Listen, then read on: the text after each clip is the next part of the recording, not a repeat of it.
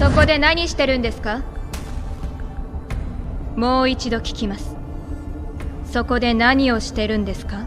Solo levelling मतलब solo levelling संग जिनू का और फार्मिंग प्लस प्लस प्लस। तुम ये वीडियो देख रहे हो तब तक सोलो लेवलिंग का सीजन 2 खत्म हो चुका होगा। तुमने और मैंने ये एनीमे हफ्ते दर हफ्ते देखा है। इसका एक एक एपिसोड उसके 13 हफ्ते मतलब हो गए, 13 एपिसोड आए थे। मतलब ये मतलब को साइड में रखो। तुम ये देख के कैसा लगा अपना ओपिनियन कमेंट में जरूर बताना। रही मेरी बात तो मुझे तो बहुत अच्छा लगा देखने में। और पब्लिक में ओपिनियन देखा तो ट्विटर पर तो इसे ओवररेटेड कह रहे हैं, एक तरफ तो लोग इसे अच्छा कह रहे हैं। मतलब पता नहीं क्या है ये ओपिनियन है उन लोगों का। सोलो लेवल की मानवा मैंने नहीं पढ़ी, सीधा मैंने एनीमे ही देखा है, तो मुझे तो पता ही नहीं था कि आगे स्टोरी में क्या होने वाला है। सोलो लेवलिंग सीजन 1 और 2 को मिला के टोटल 25 एपिसोड होते हैं। इसमें पहले 12 एपिसोड जनवरी 2014 में और 13 एपिसोड जनवरी 2025 में होते। तो इसकी स्टोरी ऐसी बनाई गई कि पूरा सर्कल फिल होता है। कहानी की स्टार्टिंग वहाँ एंड से बताई गई थी और एंडिंग भी वहाँ एंड से ही हुई है, तुम्हें पता ही है। पूरे 25 एपिसोड तक 2 स्टोरियां बिल्ड हुई, जहाँ एक हमारा मेन कैरेक्टर अपने आप में सोलो लेवलिंग करने में लगा हुआ है और दूसरी और जेजू आइलैंड जहाँ पे अपनी एक स्टोरी चल रही है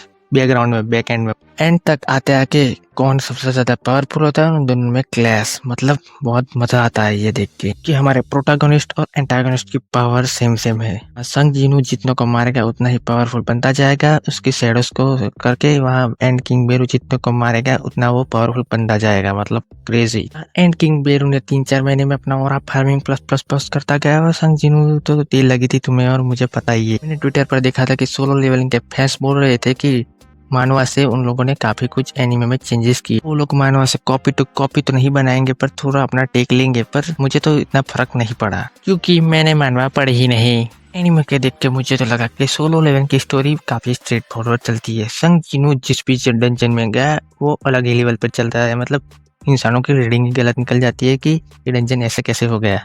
सी रैंक गेट से सीधा रेड गेट में कन्वर्ट, मतलब क्या ही बात है।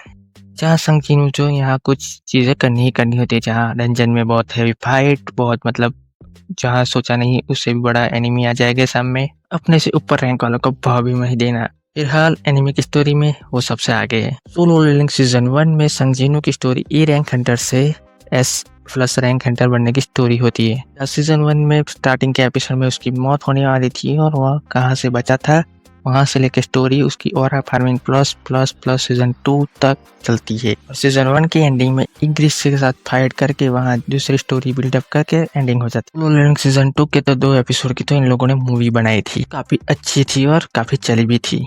जो सीजन 2 के 13 और 14 एपिसोड थे, जहां हमारा संग जिनू आइस एल्फ से फाइट करता है और सब लोगों के सामने फ्लेक्सेस भी मारता है। और 15वें एपिसोड में एक मोटू से लड़ता है जो डीमन का सामने बैठा हुआ होता है। इसके आगे 16 एपिसोड में कोई फाइट नहीं है क्योंकि ये संग जिनू चाहता है रैंक असेसमेंट करवाना, अपनी रियल आइडेंटिटी बताने की। अब वो ई रैंक हंटर से सीधा S++ हंटर बन चुका है। वो अपना इतना लेवल बढ़ा चुका है कि मशीन रीडिंग ही नहीं ले पा रही है। बाद एपिसोड 17-18 में जहाँ वो दूसरे क्लैन के साथ कुछ चल रहा है मतलब, और बंदी उसके पीछे से आ रही है और उसकी स्मेल से ही इम्प्रेस हो जा रही है।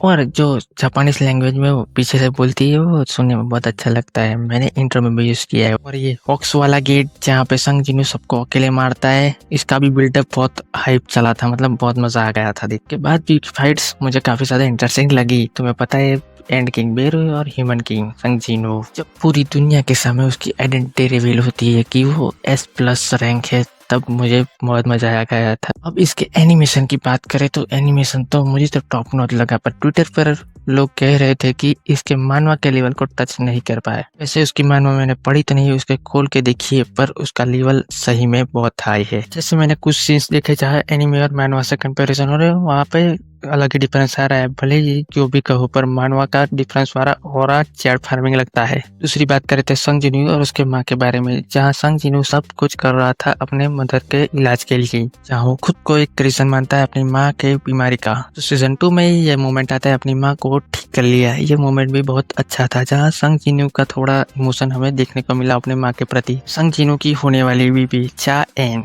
ट्विटर पे मैंने देखा इसका फैंडम बहुत बड़ा है।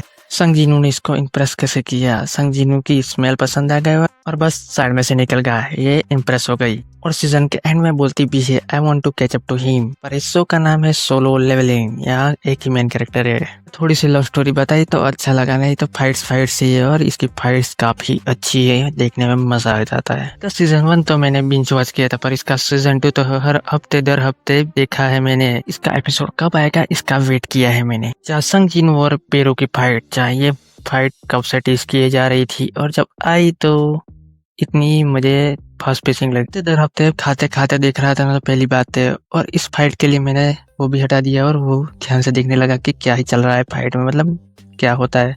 फिर भी मुझे ये फाइट 2 बार देखी तो हुई, मुझे समझ आई कि क्या चल रहा है क्या नहीं। एंड किंग बेरू, मतलब हार जाने के बाद किड़ गिनाना, पहले तो और फार्मिंग उसका भी दिखाना, फिर संग जिनू के सामने उसका और फार्मिंग कम कर देना, मतलब उसकी फाइट चलना, ये अमेजिंग तो है। सोलो लेवलिंग का ये एनिमे न्यू जेन एनिमे के लिए टॉप नॉच तो है। वो अपने यहाँ पर बिठा लेता है कि हाँ हम एनिमे ऊपर एग्जिस्ट करते हैं, और जो भी कोई एनिमे की दुनिया में घुसना चाहेगा वो सोलो लेवलिंग जरूर देखेगा। इसके सीजन 3 का वेट तो जरूर रहेगा, पता नहीं कब आएगा, 2026-27 के एंड में, पता नहीं। संग जिनू का और फार्मिंग चलता रहना चाहिए।